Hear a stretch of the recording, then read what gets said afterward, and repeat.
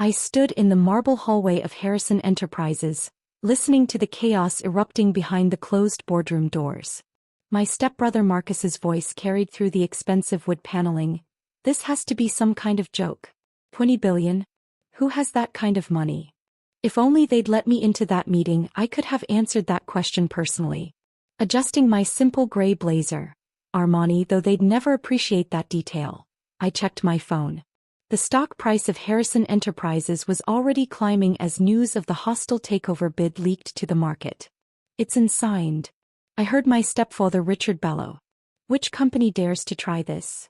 Oh, they'd know soon enough. Phoenix Global wasn't just any company, it was my company.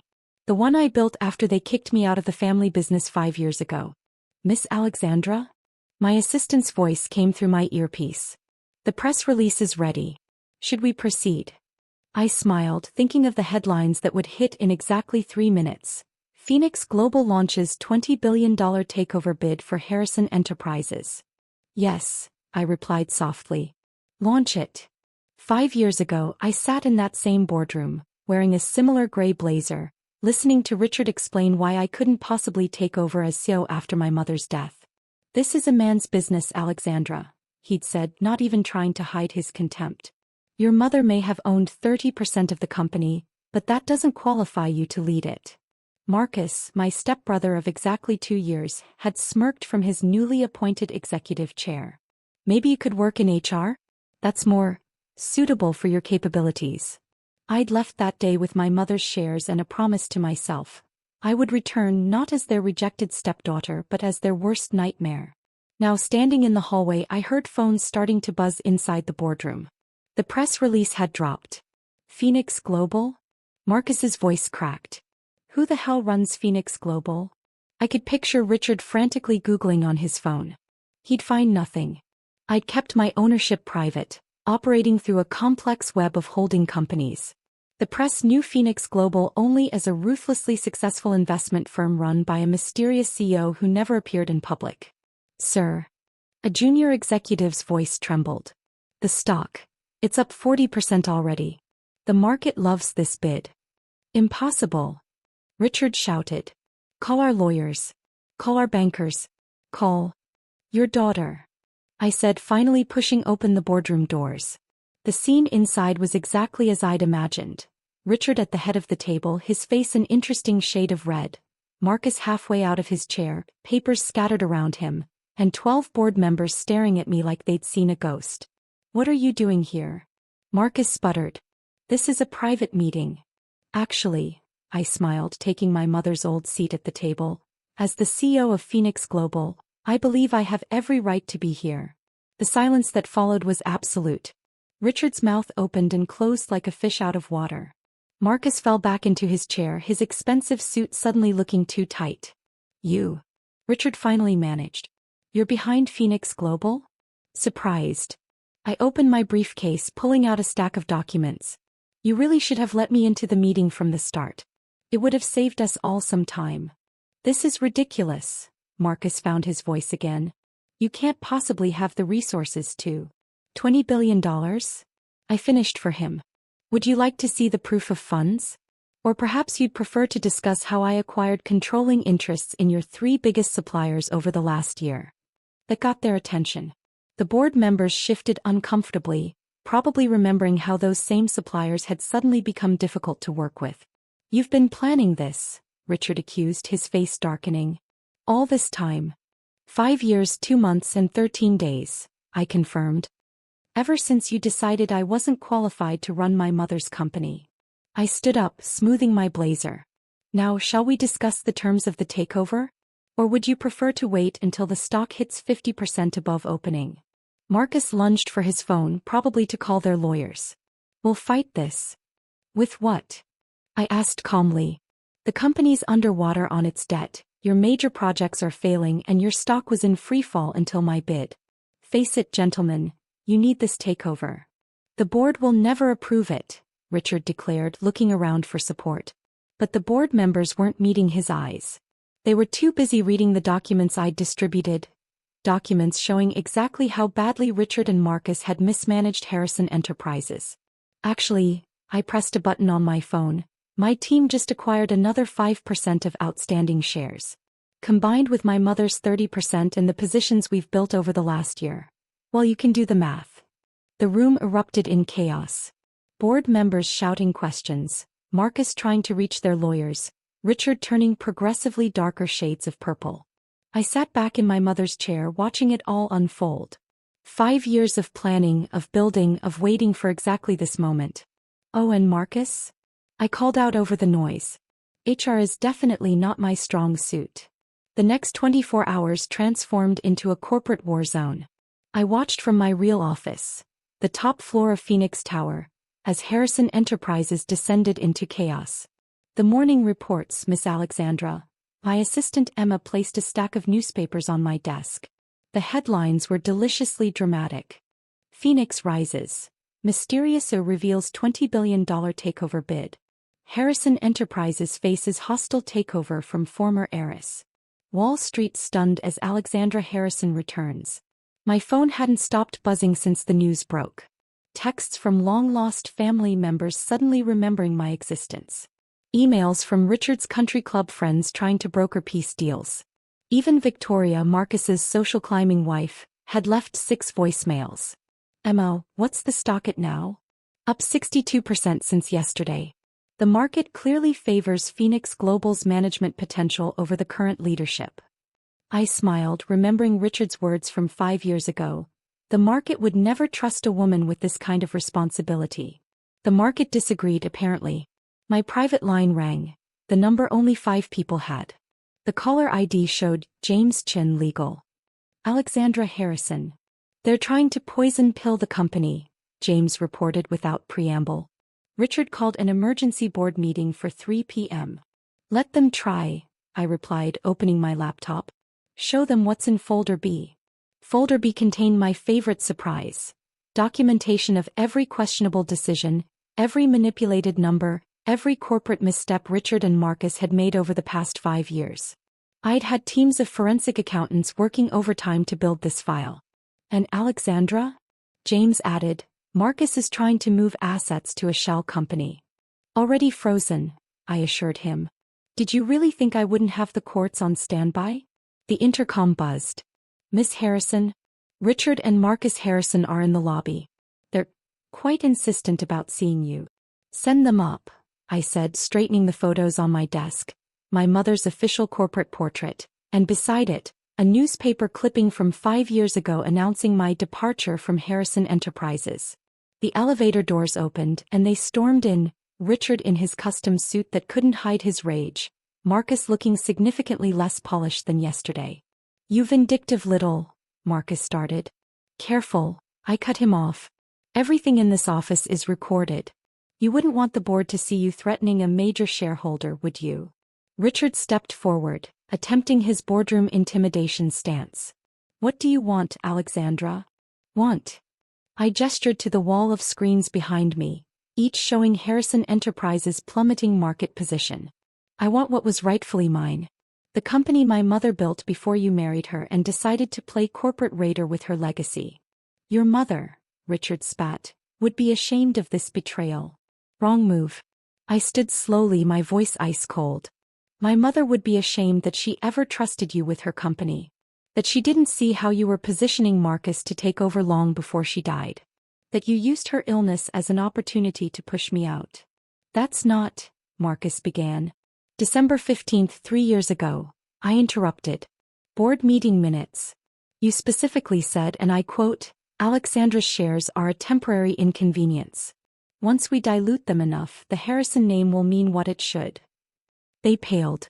Those minutes weren't supposed to exist. How did you get the minutes?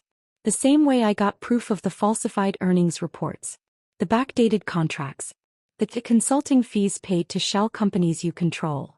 I paused. Would you like me to continue?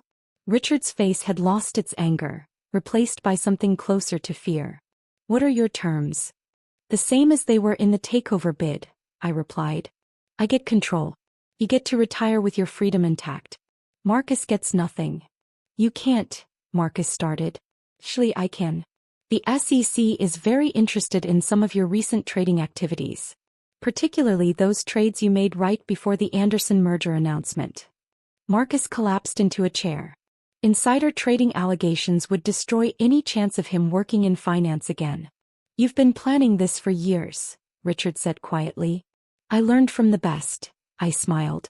You taught me that business is business. Family doesn't matter, remember? The intercom buzzed again. Miss Harrison, the board of Harrison Enterprises is requesting an emergency meeting. They've reviewed the documents in folder B. Perfect timing. Well, gentlemen? I gestured to the door. Shall we go watch the board vote to accept my takeover bid? Or would you prefer to wait for the SEC to arrive? The Harrison Enterprises boardroom looked different from the CEO's chair. I sat at the head of the table where Richard had once told me I didn't belong, watching as the company's future unfolded exactly as I'd planned. The vote is unanimous, James announced, his voice carrying across the stunned silence. The board accepts Phoenix Global's takeover bid, effective immediately. Richard and Marcus sat at the far end of the table, their worlds crumbling in real time. Victoria, who'd somehow managed to invite herself to the meeting, clutched her designer handbag like a life preserver. Before we proceed, I said, opening a sleek black folder, let's address the leadership transition. You can't just walk in here and, Marcus started. Actually, I can. And I have. I slid documents across the table. These are the termination papers for the current executive team. You'll find the severance terms more than generous, considering the alternative would be criminal charges. The board members shifted uncomfortably, their eyes fixed on folder B sitting prominently in front of me. The folder containing every dirty secret of the Harrison regime. You're bluffing, Richard tried one last time. You don't have proof of. January 12th. I cut him off. The Anderson merger. March 3rd, the offshore accounts. May 15th, the falsified earnings report. Shall I continue, or would you prefer to sign the papers? Victoria leaned forward, her diamond bracelet catching the light. Surely we can work something out? We're family after all.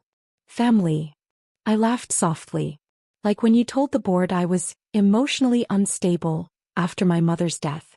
Or when you spread rumors about my substance abuse problems to justify pushing me out.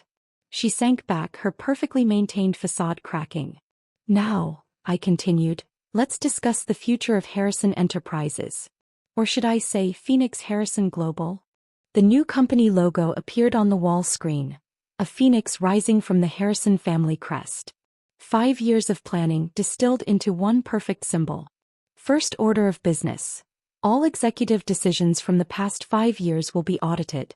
Any board member who cooperated with the previous management's creative accounting should tender their resignation now. 3 board members immediately stood up and left. They were the smart ones. Second, the company headquarters will relocate to Phoenix Tower. The Harrison building will be converted into a technology innovation center, focusing on the projects my mother always wanted to develop. Richard flinched at that. He'd killed my mother's tech initiatives the day after her funeral. And finally, I turned to Marcus and Victoria. Your company shares will be purchased at yesterday's pre-announcement price. Consider it a courtesy I wasn't offered when you forced me out. That's pennies compared to the current value. Marcus protested. Yes, I smiled. Karma's interesting that way. The next hour was a blur of signatures, legal documents, and shattered egos. One by one, the old guard of Harrison Enterprises fell. Richard signed his retirement papers with shaking hands. Marcus surrendered his executive titles, his face ashen. Victoria left in tears, her dreams of being a corporate power couple destroyed. As the room cleared, I remained in my mother's old chair, running my fingers over the worn leather armrests. Her presence felt stronger here than it had in years. Miss Harrison? Emma appeared at my side. The press is waiting for your statement. Tell them. I paused, looking at the family photo still hanging on the wall, taken before Richard, before Marcus, before everything went wrong. Tell them Phoenix Harrison Global represents a return to core values. Innovation. Integrity. And most importantly, the understanding that true leadership isn't inherited, it's earned. Later that evening, as I stood in my mother's old office, my office now, the city lights twinkled below. My phone buzzed with a text from Victoria. You've destroyed this family. I replied with a single sentence. No, I restored it to what it should have been. The next morning's headlines told the story better than I ever could. Phoenix Harrison Global. A daughter's revenge and resurrection. Alexandra Harrison, from outcast to empire builder. Corporate America's greatest comeback story. But my favorite response came from an unexpected source. Janet, my mother's old assistant, now in her 70s, sent a handwritten note. Your mother always said you were smarter than all of them combined. She knew you'd find your way back. The queen has returned to her castle.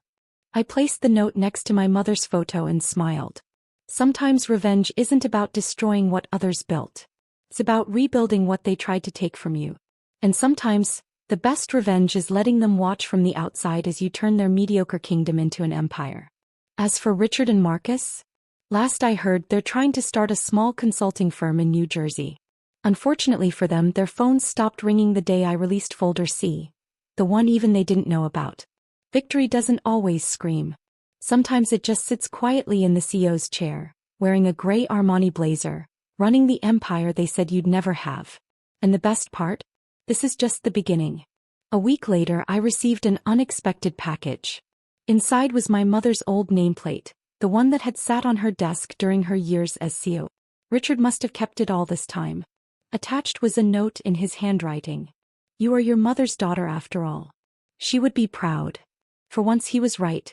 But I didn't need his validation anymore. I placed the nameplate beside my own, a reminder that some legacies can't be stolen, they can only be earned. Yesterday, a young executive asked me the secret to success. I thought about the past 5 years, about patience and planning, about building an empire while they thought I was broken.